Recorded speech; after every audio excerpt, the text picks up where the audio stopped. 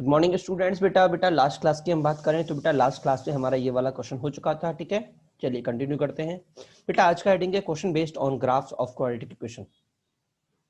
ठीक है ना बेटा, देखिए हम अगर बात करें तो बेटा इसके बारे में हम काफी सारी बात पहले ही कर चुके थे। ठीक है ना, धीरे धीरे बात इसकी मैटर पे और भी होती रहेगी। ठीक है, जैसे बेटा हमने जो बेटा वहां पे बात किया था, बेटा हमने फंक्शन को इक्वल टू जीरो करके बात की थी। ठीक है ना, मैक्सिमा और मिनिमा निकालने के लिए कि भैया मेरी वर्टेक्स क्या आएगी, गेव्स ग्राफ्स कैसे कैसे बनेंगे। ठीक है ना, बट बेटा अगर मैं क्वाड्रेटिक पॉलिनोमियल की बात करूं बेटा, तो बेटा हमारा graph always y is equal to बन के बनेगा। मैंने आपसे कहा था अगर मैं इक्वल टू जीरो करता हूं तो ग्राफ नहीं होता। जो मेरे पास ग्राफ बनता है वो क्वाड्रेटिक पॉलिनोमियल का होता है, ना ही क्वाड्रेटिक इक्वेशन का। ठीक है ना, क्योंकि आप जानते हैं क्वाड्रेटिक इक्वेशन में तो बेटा x की सिर्फ दो ही वैल्यू आती है, और अगर बेटा x की सिर्फ दो ही वैल्यू में ले पा रहा हूं तो ग्राफ कैसे बना दूंगा। ठीक है ना, तो बेटा ग्राफ बनाने के लिए बेटा मुझे फंक्शन को y इज इक्वल टू लेना पड़ेगा। ठीक है, तो बेटा पहला काम पूरे में से कॉमन ले लिया। इसको आपको याद हो तो बेटा हमने इसको इस तरह से तोड़ लिया था, याद है पिछले क्वेश्चन के अंदर। ठीक है ना, तो बेटा यहां से जो बेटा मेरे पास फॉर्म बनती है बेटा वो मेरे पास बनती है, अगर मैं पूरे को रीअरेंज करता हूं तो बेटा मेरे पास बनती है y plus d upon 4a is equal to a into x plus b upon 2a का होल स्क्वायर।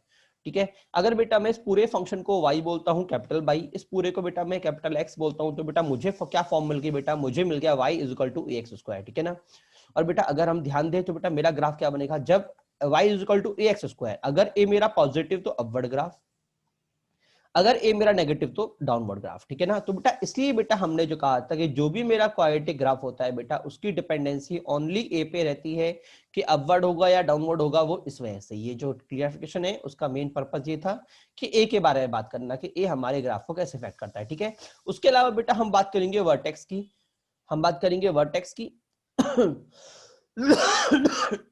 ठीक है ना, क्लियर हुआ नहीं हुआ? एक तरीका तो बेटा मेरे पास ये हो गया। बेटा दूसरा तरीका बेटा अगर मैं बात करूं तो बेटा आप आगे जाके पढ़ोगे डबल डिफरेंशिएशन कॉन्केविटी, 12th के अंदर आप पढ़ोगे concavity up concavity down.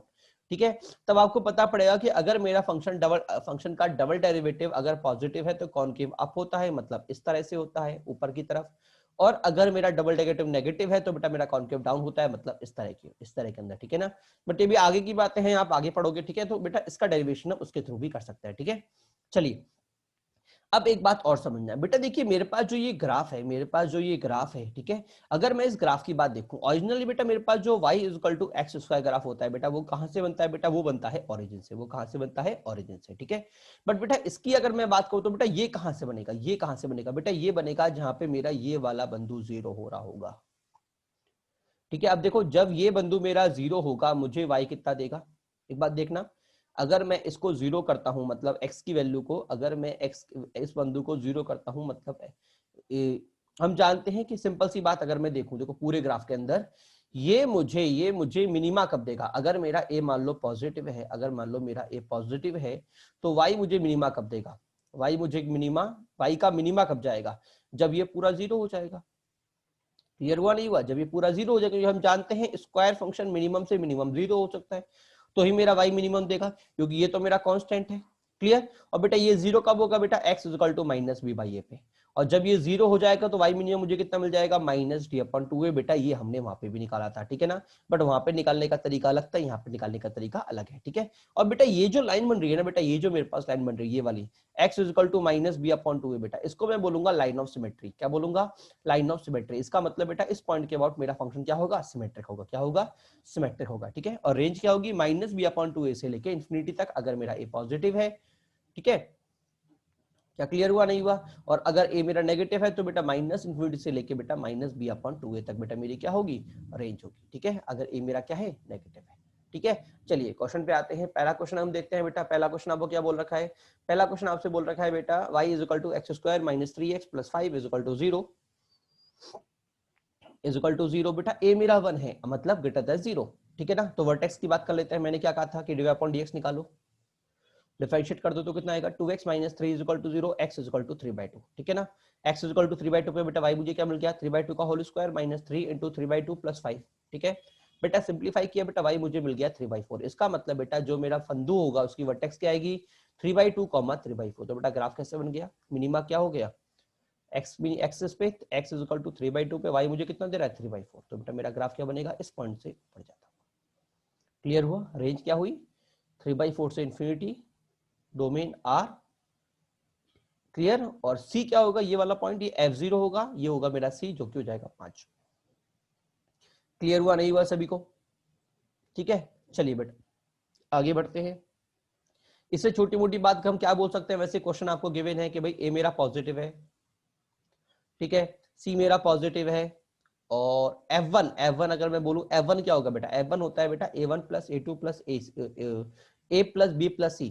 Quadratic के अंदर में अगर x की जगह 1 डालूंगा तो मुझे क्या मिलेगा, A plus B plus C। तो वो क्या जाएगा बेटा, पॉजिटिव जाएगा, ठीक है ना। D मेरा नेगेटिव होगा, इंटरसेक्ट नहीं कर रहा कर्व, ठीक है। चलिए चलिए अगला बढ़ते हैं बेटा। अगला क्वेश्चन बेटा 3x square plus 4x plus 5। बेटा ये वाला क्वेश्चन बेटा आपका होमवर्क है, ये आपको ही करना है। सेम इसी तरह से ग्राफ फॉर्मेशन करना है और बाकी चीज करनी है कि क्या है क्या नहीं है, ठीक है ना। अब बेटा अगले क्वेश्चन की तरफ बढ़ते हैं। बेटा अगला क्वेश्चन है बेटा, number of solution of sine x is equal to 3x square plus 4x plus 5। ठीक है बेटा, देखो अभी हमने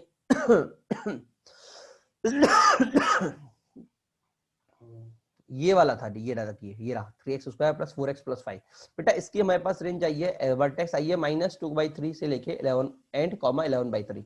मतलब बेटा सा ग्राफ कैसे बनेगा, बेटा सा ग्राफ बनेगा -2/3 पे, -2/3 पे बेटा मुझे वैल्यू देगी 11/3, और उसके बाद बेटा ग्राफ ऊपर जाता हुआ, ठीक है। तो बेटा आप एक बात समझिएगा, कभी भी एग्जामिनर आपसे नंबर ऑफ सॉल्यूशन पूछे और दो अलग अलग तरह के फंक्शंस को दे दे, जैसे यहाँ पे ये तो पॉलिनोमियल फंक्शन है और ये ट्रिगो फंक्शन है, तो बेटा आपको करना क्या है, बेटा आपको दोनों फंक्शंस के ग्राफ को फॉर्म कर लेना है, और बेटा उन दोनों के नंबर ऑफ इंटरसेक्शन पॉइंट को देखना है। जितनी जगह वो कट करेंगे बेटा वही मेरा क्या हो जाएगा, आंसर हो जाएगा। क्या क्लियर हुआ नहीं हुआ सभी के लिए? ठीक है, तो बेटा मैं दोनों की ग्राफ को बना दूंगा। बेटा अब मैं जानता हूँ साइन का ग्राफ क्या बनता है, कुछ इस तरह से बनता है। बेटा ये वाला पॉइंट क्या होता है, -पाई का मतलब -3.1, ठीक है। इसका मतलब -2/3 कहीं इससे पहले ही आ जाएगा, और बेटा उस पे इसकी वैल्यू बेटा मेरी होगी 11/3, और उसके बाद ऊपर। क्लियर हुआ नहीं हुआ? मतलब ये ग्राफ कभी भी इसको कट नहीं करेगा, मतलब मुझे आंसर क्या मिल जाएगा, no solution. Is it clear to all? हाँ जी, तो बेटा मेरा आंसर क्या आ जाएगा, नो सॉल्यूशन, ठीक है ना। अगला क्वेश्चन देखिए, रेंज ऑफ ln। बेटा ये अभी आपके फंक्शन का पार्ट है, अगले साल आएगा 12th क्लास के अंदर, ठीक है। उसके अंदर हम इनकी स्टडी करेंगे दोनों क्वेश्चंस की। ठीक है, चलिए बेटा अगली हेडिंग है बेटा हमारे पास एक्सिस ऑफ पैराबोला और क्वाड्रेटिक इक्वेशन। बेटा एक्सिस ऑफ पैराबोला क्या होती है बेटा, सिंपल सी एक बात यार समझिएगा, अभी हमने थोड़ी देर पहले भी इसके मैटर पे थोड़ी सा डिस्कस किया था कि एक्सिस ऑफ सिमेट्री, मैंने कहा था ना एक्सिस लाइन ऑफ सिमेट्री बोला था। किधर गया हमारा क्वेश्चन, ये रहा। मैंने बोला था बेटा ये जो लाइन जा रही है बेटा, इसको मैं बोलूंगा लाइन ऑफ सिमेट्री, ठीक है ना बेटा। तो बेटा इसी को हम बोलते हैं एक्सिस ऑफ पैराबोला। क्या बोलते हैं, एक्सिस ऑफ पैराबोला, क्योंकि बेटा ये जो मेरा ग्राफ बनता है बेटा ये क्या होता है, पैराबोलिक होता है, और जो ये वाली लाइन होती है बेटा इसको हम बोलते हैं एक्सिस ऑफ पैराबोला। क्लियर हुआ नहीं हुआ? अब बेटा एक बात और समझना, बेटा अगर कोई भी function x equal to a के अबाउट सिमेट्रिक है, कोई भी फंक्शन, जरूरी नहीं पैराबोला हो, कोई भी फंक्शन अगर x इक्वल टू a के अबाउट सिमेट्रिक है बेटा, तो बेटा उसको लिखने का तरीका होता है f of a minus x equal to f of a plus h, ठीक है। और बेटा जो क्वाड्रेटिक इक्वेशन होती है वो किसके अबाउट सिमेट्रिक होती है, वो x equal to minus b upon 2a के अबाउट सिमेट्रिक होती है, ठीक है ना। तो बेटा मतलब इसको लिखने का तरीका बेटा हमारे पास कैसे होगा, f equal to minus b upon a plus t equal to f equal to minus b upon a minus t। बेटा इसको हम इस तरह से रिप्रेजेंट करेंगे। क्या क्लियर हुआ नहीं हुआ? हाँ जी, ठीक है बेटा। इसको बेटा जरा आप थोड़ा और ध्यान समझिएगा। बेटा मैंने आपसे क्या कहा था कि अगर कोई function x equal to a के अबाउट सिमेट्रिक है तो मैं क्या बोलूंगा, a माइनस एक्स और a प्लस एक्स बोलूंगा। इसका मतलब बेटा इसे मैं क्या बोलूंगा, इसको चाहो तो x भी लिख सकते हो, चाहो तो आप t भी लिख सकते हो, ठीक है। अब बेटा इधर a क्या है बेटा, इधर बेटा मेरे पास a है माइनस बी अपॉन 2a, ठीक है। तो a की जगह तो ये आ गया माइनस बी अपॉन 2a, और ये भी आ गया माइनस बी अपॉन 2a, तो क्या था a प्लस एक्स, तो बेटा ये आ गया a प्लस एक्स, और बेटा ये आ गया a माइनस एक्स, ठीक है ना। तो बेटा ध्यान रखिएगा क्वाड्रेटिक को इस तरह से भी लिखा जाता है, क्योंकि बेटा उसका पॉइंट ऑफ सिमेट्री क्या होता है, माइनस बी अपॉन 2a, ठीक है ना। और बेटा अगर कभी एग्जामिनर आपसे बोल दे कि भैया एफ एक्स मेरा क्वाड्रेटिक फंक्शन है और f of 2 minus x is equal to f of 2 plus x है, ठीक है ना, अगर वो ये बोल दे, इसका मतलब वो क्या बोलना चाह रहा है कि भैया माइनस बी अपॉन 2a की वैल्यू बेटा मुझे कितनी दे रखी है, 2 दे रखी है, याद रखिएगा, ठीक है ना। हाँ, क्योंकि अगर ये पॉइंट ऑफ सिमेट्रिक है, अगर ये फंक्शन मेरा इसके अबाउट सिमेट्रिक है, तो बेटा मैं ऐसे बोलूंगा, ठीक है। अब बेटा एक बात और समझिएगा कि बेटा अगर ये वाला लाइन मेरा माइनस बी अपॉन 2a है, ठीक है, तो बेटा जो ये दूरी होगी ना बेटा, ये दूरी होती है बेटा रूट डी अपॉन 2a, और इधर भी बेटा root d upon 2a। Sir ऐसे कैसे, सर ऐसे कैसे, जरा खुद सोचना कि मैं b के x के अंदर minus b upon two a में d upon root d upon two a को ऐड करूंगा तो मुझे क्या मिलेगा बेटा, मुझे मिलेगा minus b plus root d upon two a. हाँ जी, आपको याद हो तो बेटा एक मेरा रूट ये होता है और ये मुझे क्या मिलेगा, minus b minus root d upon two a, और दूसरा रूट बेटा मेरा ये होता है।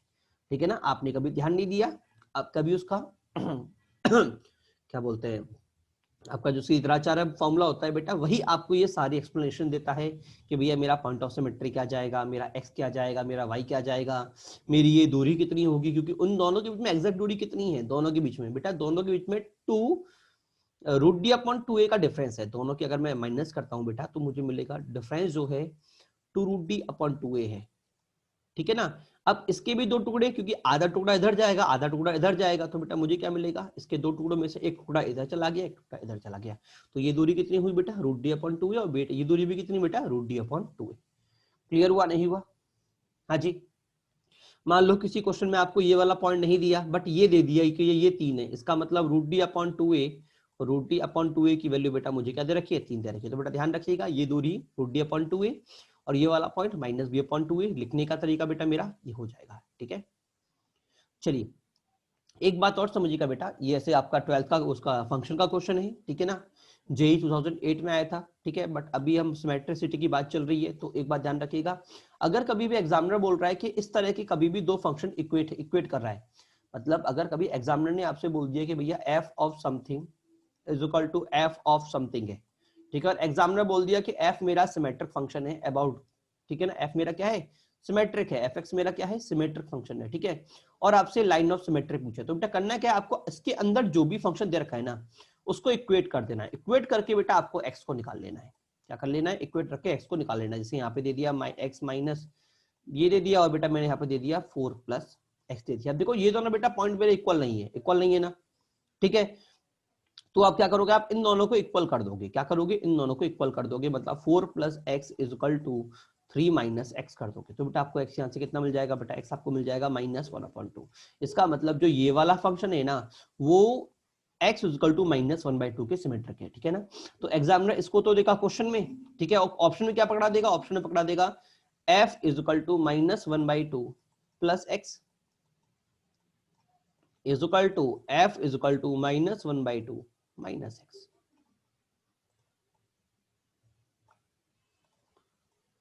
माइनस एक्स बेटा ये आपको ऑप्शन में पकड़ा देगा, ठीक है, क्योंकि ये अगर मेरा फंक्शन सिमेट्रिक है इस पॉइंट के अबाउट, इसका मतलब ये प्रॉपर्टी फुलफिल करना चाहिए, ठीक है ना। जैसे इस क्वेश्चन की बात करें, यहाँ पे तो मैंने फाइंड बोल दिया है, जेई के अंदर बेटा ये आपको दे रखा था, ठीक है, इक्वेट करने पे मुझे एक्स कितना मिल गया 1/2, और बेटा ये आपको ऑप्शन में दे रखा था, आपको ऑप्शन में ही छांटना था कि कौन सा मेरा सही है, फर्स्ट सेकंड थर्ड फोर्थ में मेरा कौन सा सही था, तो बेटा मेरा करेक्ट आंसर कौन सा था, ये जेई 2008 का क्वेश्चन है, ठीक है। चलिए आगे बढ़ते हैं, अगला क्वेश्चन आपको दे रखा है बेटा, find m if 2x square plus mx plus m minus 1 greater than equal to 0, ठीक है।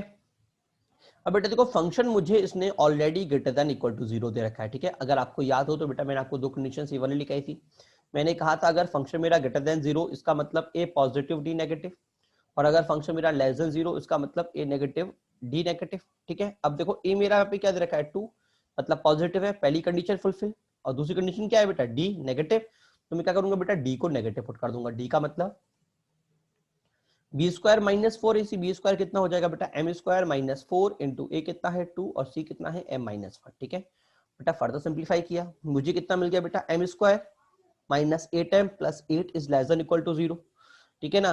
तो बेटा यहाँ से मुझे m की वैल्यूज को देखो बेटा, इसको करने के बेटा आगे फर्दर दो तरीके, या फिर तो आप सीधा निकाल के m निकाल लो, ठीक है, इसके दो रूट निकल के मान लो अल्फा और बीटा, तो आप कैसे लिख दोगे x minus m minus alpha m minus beta is less than equal to 0, आप इस तरह से सॉल्व कर लोगे, ठीक है ना, दो रूट निकल जाएंगे आपके, ठीक है, इस तरह सॉल्व कर लोगे, ठीक है ना। अगर आप सीधाचार्य के थ्रू नहीं करना चाह रहे तो बेटा इसको आप फॉर्मूले के थ्रू भी कर सकते हो, मतलब फॉर्मूला फॉर्मेशन करके भी कर सकते हो। कैसे बेटा, देखो मैंने आपसे कहा था होल स्क्वायर फॉर्म कर लो, होल स्क्वायर फॉर्म करने का तरीका बताया था मैंने आपको कि जो भी मेरे पास यहाँ पे सिंगल पावर के अंत से मल्टीप्लाई हो रहा है कांस्टेंट, उसका आधा को यहाँ पे लिख लो, मतलब इसका आधा क्या होगा एम, इसका आधा कितना होगा -4 का होल स्क्वायर, याद आया, ठीक है, और इसको बेटा बाद में -4 के होल स्क्वायर को माइनस कर दो, +8 इज लेस देन 0। ठीक है, अब बेटा ये कितना होता है 16, 16 -8 -8, तो बेटा देखो ये आ गया m-4 2 का होल स्क्वायर -8 का 0। ठीक है ना, अब बेटा देखो मेरे पास बन गया a square minus b square का फॉर्मूला। सर बी तो है ही नहीं बी दे रखा है, बी स्क्वायर नहीं है तो आप 8 को लिख सकते हो 2√2 का होल स्क्वायर। अब बन गया a square minus b square, तो ये कितना होगा m-4 प्लस 2√2 और m-4 माइनस 2√2 लेस देन 0, मतलब फंक्शन की तरफ, फंक्शन एरो मेरा फंक्शन की तरफ, तो बेटा आंसर क्या होगा, छुपेगा। कहां से कहां तक बेटा, 4 माइनस 2√2 से बेटा 4 प्लस 2√2 तक। बेटा ये मेरा फाइनल आंसर आ गया। ठीक है, अगला क्वेश्चन बेटा अगर देखें आपको विजिबल हो तो अच्छा है, ये कटा हुआ है पूरा सेम बेटा प्रीवियस क्वेश्चन है, ये -1 है, -2mx² plus mx plus m-1 is greater than 0, is greater than 0। ठीक है ना, अब बेटा आपसे पूछा गया m निकालो बेटा, फिर से मैं आपको ध्यान दे दूं, आपसे बोला गया है फंक्शन ग्रेटर देन 0, इसका मतलब a पॉजिटिव d नेगेटिव। ठीक है ना, और बेटा यहाँ पे a आपको -2 दे रखा है जो कि पॉसिबल नहीं है। ठीक है, इसका मतलब क्या हो गया, नो सॉल्यूशन। ठीक है ना, चलिए अगले क्वेश्चन की बात करते हैं अगला क्वेश्चन क्या दे रखा है बेटा, if entire graph y is equal to x square plus kx minus 9 plus minus x plus 9 is above, इधर ध्यान दीजिए बेटा, ध्यान रखिएगा above लिखा हुआ है, above x axis find interval of a। बेटा above x axis का मतलब समझ में आया, ये वाला ग्राफ, मतलब fx जो है मेरा always greater than equal to 0 है, और बेटा मैंने कहा था fx greater than equal to 0, इसका मतलब d नेगेटिव। तो क्या करोगे, d को सॉल्व कर लो, आपका k निकल जाएगा। ठीक है, ये आपका होमवर्क है, ये अपने आप करना है आपको। ठीक है ना, चलिए अगले क्वेश्चन की बात करते हैं, if fx is equal to x square plus 4x plus 1। ठीक है ना,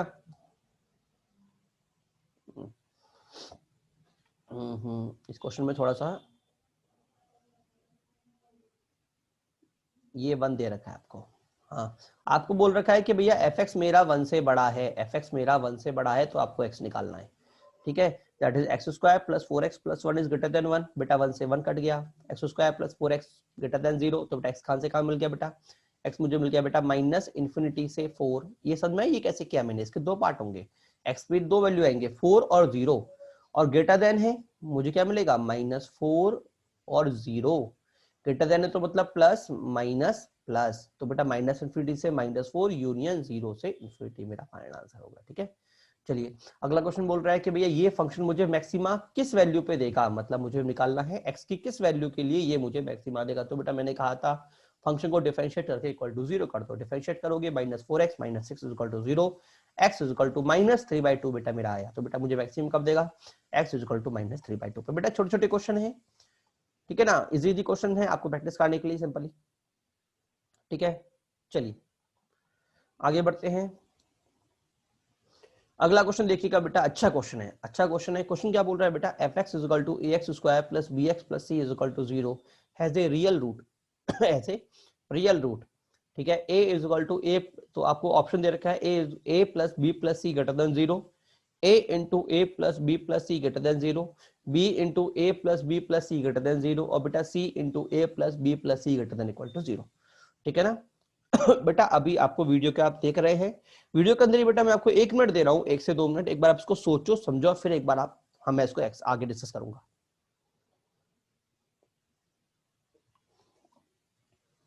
एक बार आप सोचिए, फिर मैं इसको आगे डिस्कस करूंगा आपसे। अभी सोचिए आप सभी लोग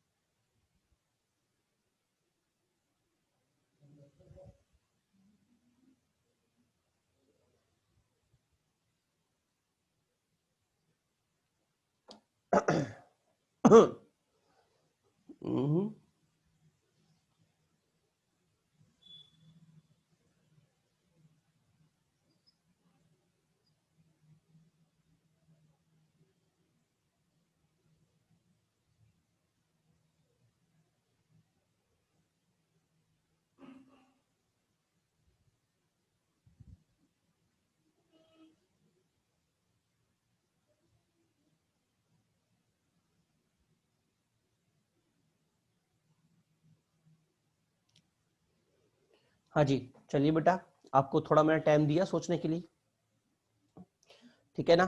चलिए क्वेश्चन पे आते हैं आप। बेटा अगर मैं इस क्वेश्चन की बात करूं तो बेटा देखिए एक बात समझिएगा, आपसे एग्जामिनर बोल रहा है नो रियल रूट। बेटा नो रियल रूट होने का मतलब क्या है कि या फिर तो मेरा ग्राफ सिर्फ ऊपर है, देखो मैं आपको दो केस बना लेता हूं सेपरेटली, हाँ, कि या फिर तो बेटा मेरा ग्राफ सिर्फ ऊपर है इस तरह से, या फिर बेटा मेरा ग्राफ सिर्फ नीचे है इस तरह से, ठीक है ना, इस तरह से, क्योंकि नो रियल रूट होने का मतलब बेटा यही कंडीशन है, ठीक है। अगर ऊपर है, देखो बेटा अगर मैं बोलता हूं मेरा क्वाड्रेटिक इक्वेशन क्या है बेटा, मेरी क्वाड्रेटिक इक्वेशन है क्या, a x square plus b x plus c, ठीक है। तो बेटा अगर मुझे एफ एक्स दे रखा है, ठीक है, अगर मुझे बेटा ए वन बी वन ए प्लस बी प्लस सी चाहिए, क्या चाहिए, ए प्लस बी प्लस सी, तो बेटा वो मेरा निकलेगा एफ वन से। अगर मैं एक्स की जगह वन पुट कर दो तो मुझे क्या मिल जाएगा, ए प्लस बी प्लस सी, ए प्लस बी प्लस सी, ठीक है ना। और मुझे क्या मिल सकता है, और क्या निकाल सकता हूँ बेटा, एफ जीरो में निकाल सकता हूँ। एफ जीरो कितना हो जाएगा बेटा, एफ जीरो हो जाएगा सी, जीरो पुट करो, ये जीरो और ये हो गया सी, ठीक है। अब बेटा देखो ये वाला फंक्शन हम जानते हैं कि जब मेरा पूरा फंक्शन ही पॉजिटिव है, अगर मेरा इसमें अगर मैं देखूं तो बेटा इसमें मेरा ए ग्रेटर देन जीरो होगा, ठीक है। और अगर पूरा फंक्शन ही पॉजिटिव है तो बेटा एफ वन भी जीरो होगा, एफ वन भी क्या होगा, ग्रेटर देन जीरो होगा, that is a plus b plus c भी क्या होगा, ग्रेटर देन जीरो होगा। और बेटा जो सी है मतलब एफ जीरो है, F zero that is C, वो भी क्या होगा बेटा मेरा F one greater than zero होगा। और बेटा ये भी क्या होगा बेटा मेरा ग्रेटर देन जीरो होगा, ठीक है। इस वाले केस की अगर मैं बात करूं बेटा मेरा ए लेस देन जीरो होगा, ए वन बेटा लेस देन जीरो होगा, that is a plus b plus c मेरा लेस देन जीरो होगा, ठीक है। और एफ जीरो भी क्या होगा बेटा, जैसे सी भी क्या होगा बेटा मेरा लेस देन जीरो होगा, क्योंकि अगर पूरा फंक्शन नेगेटिव है तो बेटा ऑब्वियसली बात है ए वन लो चाहे ए टू लो, बेटा सभी मेरे क्या होंगे, जीरो होने वाले हैं, ठीक है। अब बेटा हम क्वेश्चन पे चलते हैं। ए ऑप्शन बेटा मैं कुछ नहीं कह सकता, क्योंकि बेटा मुझे नहीं पता, पहला वाला केस है, ये मेरा फर्स्ट केस, ये मेरा सेकंड केस, मुझे नहीं पता कौन सा केस है, ठीक है। इस केस में ग्रेटर देन दे रहा है, इस केस में लेस देन दे रहा है, ठीक ना। तो बेटा मैं कंफर्म तौर पे कुछ भी नहीं बोल सकता, मैं कंफर्म तौर पे कुछ भी नहीं बोल सकता, ठीक है। तो बेटा मैं किसी पे भी कमांड नहीं बोल सकता कि भैया ए मेरा करेक्ट है या नहीं है, ठीक है ना। तो बेटा मैं एक पे कोई कमेंट नहीं करूंगा। दूसरा क्या बोला, ए इंटू ए प्लस बी प्लस सी, बेटा ए इंटू ए प्लस बी प्लस सी मतलब क्या बेटा, इसका मतलब ए इंटू एफ वन, ए इंटू एफ वन, ठीक है। अब बेटा ए मेरा पॉजिटिव है, ए मेरा क्या है पॉजिटिव है, एफ वन मेरा क्या है पॉजिटिव है, पॉजिटिव इंटू पॉजिटिव क्या देता है, देखिए बात कर लेते हैं ए इंटू एफ वन के बारे में, इधर कर लेते हैं। मुझे करना है बेटा a इंटू एफ वन, ठीक है। फर्स्ट केस में क्या था, दो केस बांट लेते हैं, पहला केस दूसरा केस। फर्स्ट केस में क्या था बेटा, मेरे दोनों पॉजिटिव थे, मतलब a इंटू एफ वन की अगर मैं बात करता हूं तो ये भी पॉजिटिव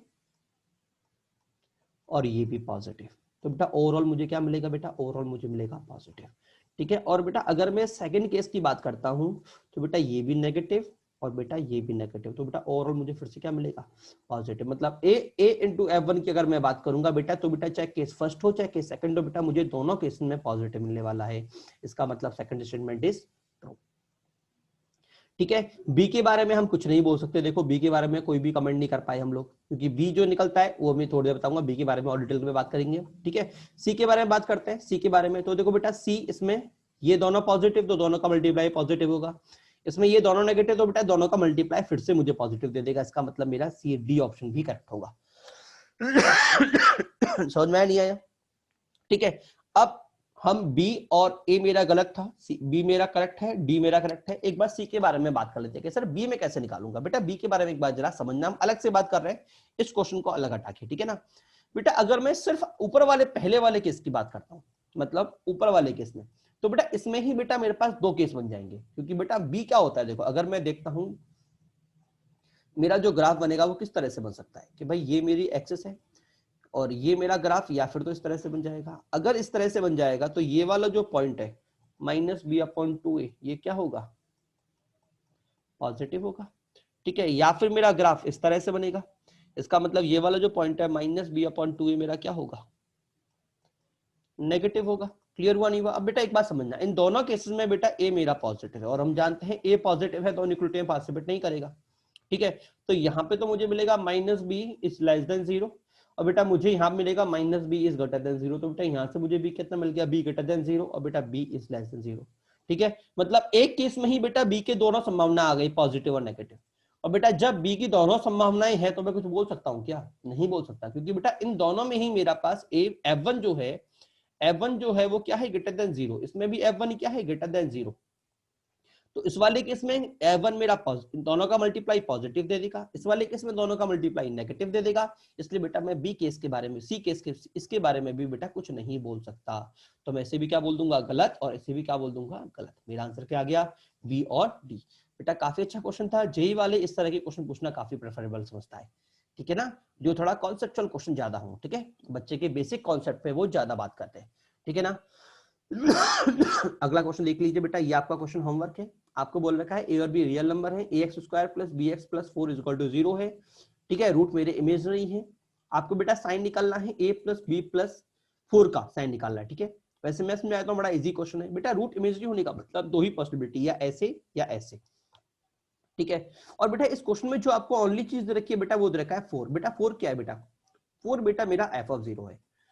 और इसमें f(0) मुझे क्या मिलेगा बेटा, इसमें f(0) नेगेटिव मिलेगा और बेटा इसमें f(0) मुझे पॉजिटिव मिलेगा, ठीक है। और बेटा f(0) बेटा मुझे यहाँ पे क्या दे रखा है, पॉजिटिव, मतलब ग्राफ मेरा कौन सा, ये वाला। और अगर ये वाला ग्राफ है, इसका मतलब f(1) मुझे क्या देगा, क्योंकि a प्लस b प्लस 4 क्या है, f(1) है, ये मुझे क्या दे देगा, पॉजिटिव, मतलब ये क्या हो गया, ग्रेटर देन 0। क्लियर हुआ नहीं हुआ? अगला क्वेश्चन देख लीजिए बेटा, find value of p if vertex of parabola y is equal to x square plus 2px plus 30 lying at a distance of 5 unit from the origin, 5 unit from the origin। बेटा ये वाला question बेटा आपको homework करना है। क्या करना है बेटा, ये क्वेश्चन बेटा आपको होमवर्क करना है, ठीक है। आगे की बात करते हैं। अगला क्वेश्चन बेटा बहुत क्लासिक है, आप एक बार ट्राई करिएगा। Find all values of p for, ये क्वेश्चन आपको मुझे खुद पढ़ाना पड़ेगा, इसको आप रहने दीजिए। इसके अलावा मैं आपको कुछ और होमवर्क दे सकता हूँ क्या, ये क्वेश्चन आप कर सकते हैं। इफ बेटा alpha and beta are roots of, if alpha and beta are roots of 2x square minus 35x plus 4 is equal to 0, then find the value of 2 alpha minus 35 का whole cube plus 2 beta minus 35 का whole cube is equal to question mark. यही आपको value निकालनी है, ठीक है। ये आपका होमवर्क है, दो क्वेश्चन मैं आपको होमवर्क दे रहा हूँ, ठीक है ना, ट्राई करके लाना है अपने आप, ठीक है। चलिए बेटा, ओके बाय, आपकी क्लास ओवर।